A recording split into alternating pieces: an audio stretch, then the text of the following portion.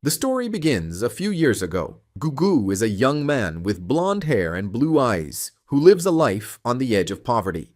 He lives with his younger brother and grew up in a house where there was food, 3 sisters, a father, and a mother. However, Gugu had always worked and served his family. He was still too young to understand that he and his older brother were actually slaves to that family. One day, their owners decided to move away and thought it best not to take the 2 slaves with them, so they were left behind.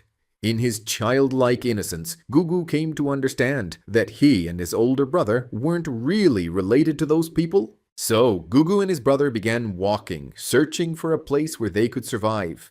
His older brother already knew and had mastered the harsh life of surviving on the fringes of society as a slave. Even though he was still quite young, Gugu was carried by his brother for long distances whenever he got too tired to walk. They were far too poor to afford things like shoes or different clothes. All they had were a pair of pants and a sash. Both the same, and neither of the brothers had ever known their real parents or where they came from. After a long journey, they found a safe place and set up a tent using an old piece of cloth. There, they could sleep without too many problems. Soon, they also found work. They would wake up early to plow the fields for a local farmer. He didn't own a large property, but he managed to pay the boys who worked all day long. With the money they earned, they were able to survive and even save some. The 2 brothers began setting aside their savings, hoping that one day they could change their lives. They kept their box of coins buried beneath the floor of the tent they lived in. A few years passed, and Gugu was now a little older. By then, they had almost filled the money box and were dreaming bigger and bigger each day. Gugu started taking care of a stand at the local town market, where he happily served every customer. The market was always busy, and Gugu was responsible for selling the vegetables grown in the fields where his brother worked. During his time at the market, he met a very beautiful girl named Rin. He blushed every time he looked at her, and he often wondered why he was who he was, why he had been born the way he had. What if he could have another life, live somewhere else, sleep in a warm bed, eat well every day? Gugu thought about these things a lot. One day, as he approached the tent he shared with his older brother, he saw 3 people standing in front of him talking about bets. His brother had become completely addicted to gambling and was losing the money they had worked so long and hard to earn. But Gugu didn't understand that at the time. He asked who those guys were, and his brother brushed it off, saying they were just friends. When Gugu went to stash the coins he had earned that day, along with their other savings, he noticed that a large amount of money was missing. Right away, he grew suspicious of his brother's friends, which made his older brother furious. He told Gugu not to doubt other people like that. They decided to move the box to a new hiding place, and Gugu hid it inside the trunk of a tree. They agreed to keep working to recover the lost savings, even though they didn't really understand how the money had disappeared. But Gugu was being deceived. Later, he sat on a rock near their tent to eat the steamed bread he'd gotten as a reward for a good day's work. As he started eating, he noticed a small dog watching him. Gugu decided to share his snack with his new little friend. The 2 stayed together for a while, and then the dog went on its way. The next day, Gugu went early to work at the market, selling his vegetables. From a distance, he was recognized by the same dog. It was happy to see the friend who had fed it. Gugu walked over and noticed that the dog had a collar, something he hadn't seen the day before. And on the collar, there was a name written. It said, Miro. Then Gugu heard a gentle voice calling out through the market, calling Miro's name. That beautiful girl, who made Gugu's heart beat faster, was looking for her lost dog. And it was Miro. So Gugu walked up to her and asked if that was the pet she was looking for. She lit up with joy and hugged Miro tightly. Right after, she thanked Gugu deeply and decided to give him her ring. She explained that she didn't like the color green, the color of her noble family's crest, and wearing things with that color symbolized her family's status. But she didn't care about that, and didn't like constantly showing the color green everywhere she went. The ring was made of pure gold, with an incredibly precious gemstone. It had been crafted especially for her. The ring was so valuable that its price could completely change the lives of Gugu and his brother. They would never have to face hardship again. And Rin, the girl who had been searching for her dog, told Gugu that herself, making him blush deeply. His breathing grew unsteady. His face was burning, his thoughts a blur. Gugu was very shy, and he felt overwhelmed by Rin's beauty and gentle manner. While he was still distracted, Rin left with her caretaker, the woman who always accompanied her everywhere, something that actually bothered Rin quite a bit. Gugu then finished his workday and went back home. He was tired but very happy. It felt like it was the first time Gugu had ever talked to a girl, and especially the first time he'd ever received such a valuable gift. He was probably already imagining selling that ring and starting a completely new life with his brother.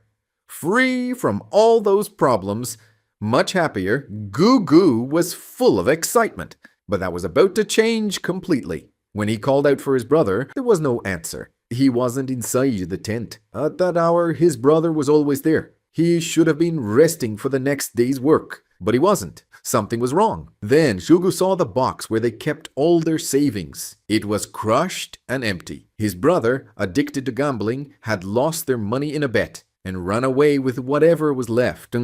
Inside the empty box, he had left a letter. In it, he said he had no other choice.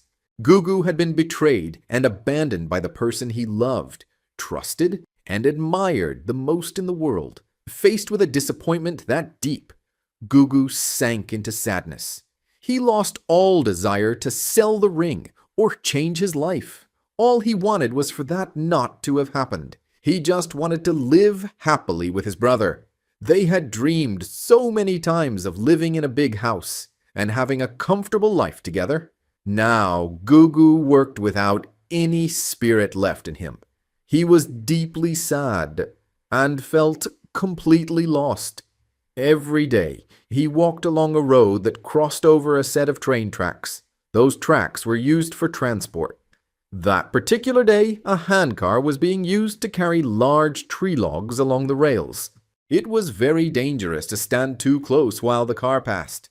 But Gugu was so deeply heartbroken that he thought about stepping in front of it. He didn't really care anymore about what happened to him.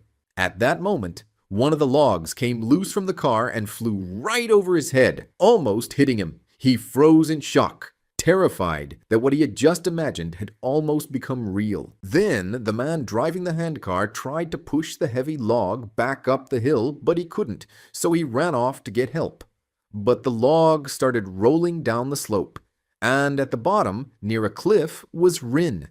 She was picking purple flowers. Gugu sprinted forward, running faster and faster, until he passed the rolling log that was speeding straight toward the girl. He shouted, trying to warn her, but she was so distracted that she didn't realize the life-threatening danger she was in.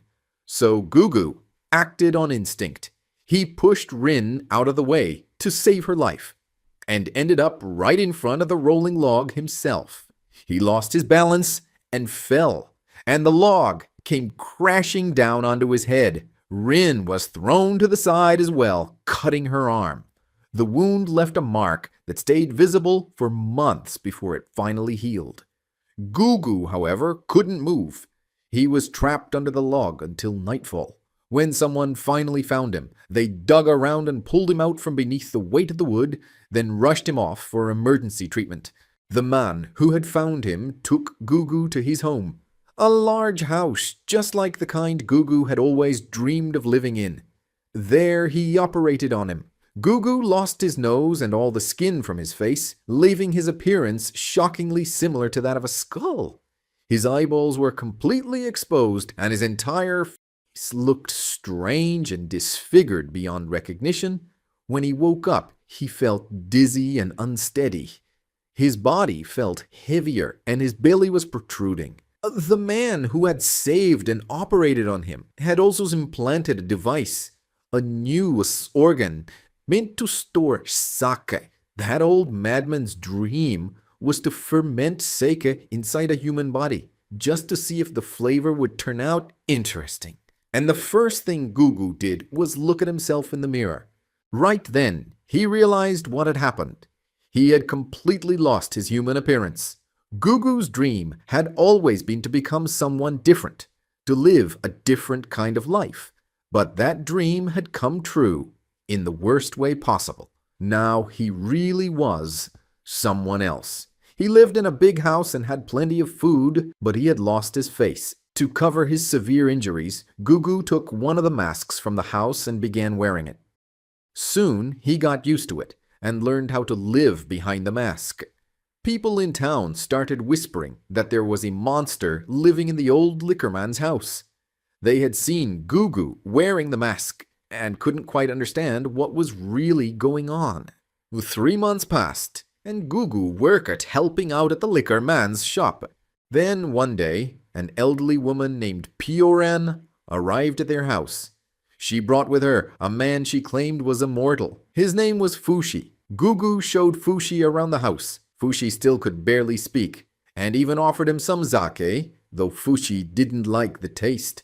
The two grew close, and Gugu started teaching Fushi simple things, like how to say yes and no. They became good friends, and Gugu grew attached to Fushi, treating him like a younger brother. The next day, the shop received an unexpected visitor. Rin walked in through the front door, looking worried. The wound she got when Gugu saved her life still hadn't healed completely. But she had no idea that it was Gugu who had saved her. Even less that the masked boy standing before her was the same one who had found her dog at the market. She was there looking for a special non-alcoholic liquor that was seen to help the body recover faster. As always, Gugu's heart was racing, and he felt incredibly shy in her presence. Rin asked for Fushi's name. It seemed like she was interested in him.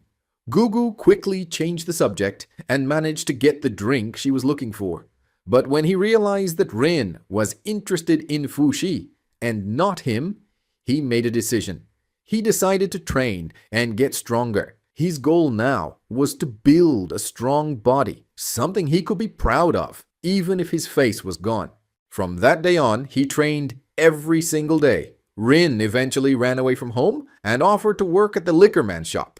She said she could be useful there, and they agreed to let her stay. So Rin began living in the house with them. Meanwhile, Gugu slowly started learning how Fushi's powers worked, how he could create and materialize things that had once hurt him. Rin was still complaining about her wound, though she said it would probably heal soon. Then, the liquor man called Gugu over to a corner, inserted a tube into the hole in his throat, and drew out some kind of liquid. Gugu was frightened and confused by what was happening. The old man then explained that he had implanted an organ inside Gugu's body, one designed to process sake so that it could ferment inside a human being. Once again, Gugu felt betrayed by the only person he trusted. Now he was scared of what might happen to him, and deeply hurt for having been deceived so easily for the past 3 months. So he ran away from the house.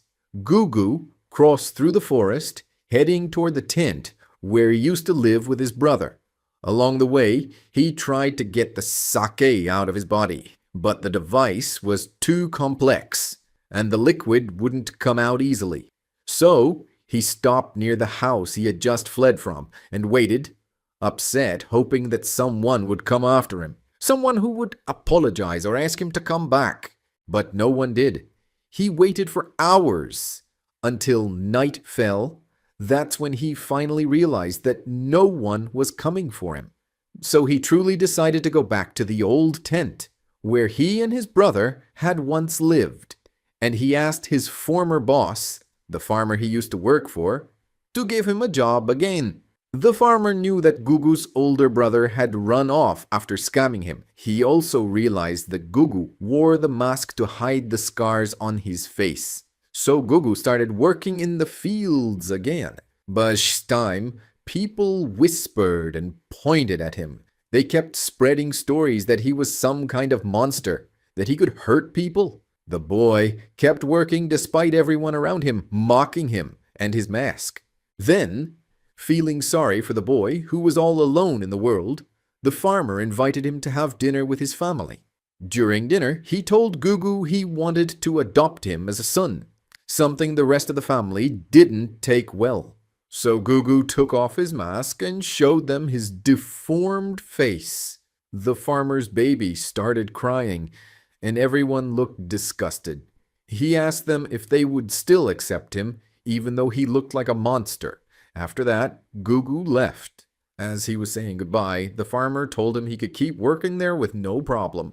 On his way back home, 3 men grabbed Gugu's mask and threw it into a lake, just for fun. He got frustrated, but decided he wouldn't wear the mask anymore. From now on, he would show his face to everyone, just the way it was. And Gugu kept up his intense training every single day, until one of the farmer's sons found him in his tent and told him he shouldn't work there anymore, that nobody liked him, and that he should just disappear. So Gugu didn't show up to work the next day. He spent his last few coins on food and was left completely broke. He tried to find a job elsewhere, but everywhere he went without the mask, he was totally rejected. Then he thought about selling Rin's ring. But for some reason, he gave up on the idea. While walking through the marketplace, he saw a man lying on the ground, extremely thin and in terrible shape. From the pants and belt, he recognized it was his brother. So he placed the valuable ring in his brother's hand and walked away. Just before he left, his half-conscious older brother called out to him, but Gugu said he didn't have a brother anymore, and he left. Now Gugu was on a completely lonely journey. He went back to his tent, but the fabric covering it was torn to shreds. Then heavy rain began to fall, soaking the inside of the tent. Water dripped down on Gugu, and deeply sad, he didn't know what to do. Then some men kidnapped Gugu. They wanted to sell him to some kind of sideshow and hoped to get a good price for the monster boy. But it was Fushi who came to save him.